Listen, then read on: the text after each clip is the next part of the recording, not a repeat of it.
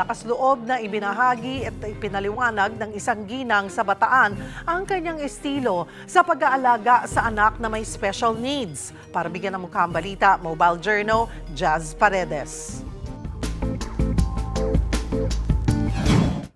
Isang mabigat na desisyon para sa isang nanay na ikulong sa isang kunang gawa sa kahoy ang kanyang anak na may kondisyon na kung tawagin ay global developmental delay. Matapang na ibinabahagi ng 35 taong gulang na ina at content creator mula Bataan ang isang dekada na nilang routine ng 14 anyos na anak na may special needs.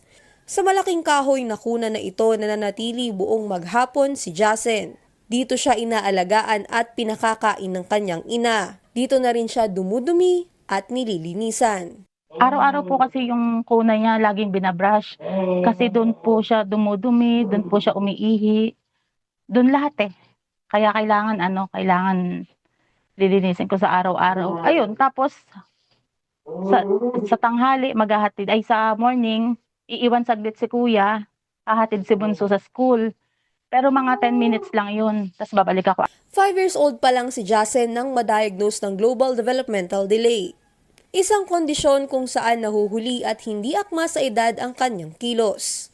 Meron din siyang mild cerebral palsy at focal epilepsy. Hindi siya nakakalakad at kailangan ng gabay para makatayo. Masyado na siyang mabigat para buhatin. Kaya pag may gagawin sina nanay at tatay, no choice sila kundi ilagay na lang muna si Jasen sa kuna. Pag nilabas mo si kuya sa kuna, hindi niya alam na masasaktan siya. Kunwari, kakapit. Kasi nakakagabay po siya eh. Kakapit siya kung saan-saan. Kunwari, Durabox, di niya alam na may mababagsak sa kanya, ganyan. Ang alam ko talaga, safe siya sa kuna. Pag nasa kuna siya, naglalaro lang siya eh. Naglalaro, kumakain. Sabi ng iba, para itong kulungan. Pero, heto ang sagot dyan ni Nanay Joy. Hindi po siya kulungan. Ginawa namin yan. May pinto po yun eh. Tapos nakakagabay po siya, nakakaikot siya sa loob. Gabay-gabay siya. Kasi yung kulungan, may bubong, may ano. Kaya kapag may nagtatanong sa TikTok, na bakit nasa kulungan siya, kulungan tawag nila eh. Ano lang po sinasagot, mas safe po siya dyan.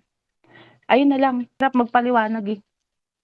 Ang hirap nilang paliwanagan, lalo na yung ibang di nakakaintindi. Sa sahod ng kanyang mister bilang pahinante, hindi naman daw nila matuloy-tuloy ang gamutan ni Jasen.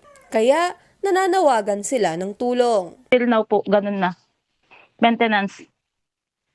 Tapos, pinapaano po siya ng therapy. Pina-therapy ko po siya last 2023. Kaso, twice a week, 800 po kada session.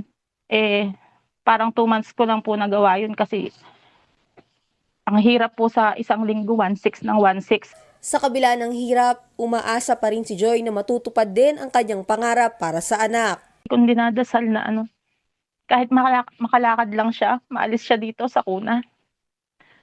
Makasama namin matulog. Saka mapasok ko siya sa school. Saka makalaro niya yung ibang mga bata na di niya nararanasan po ngayon. Para mawala na siya dito sa kuna na laging sinasabing kulungan. Mga kapatid, Mobile Journal, Jazz Paredes po, hatid ang mukha ng balita.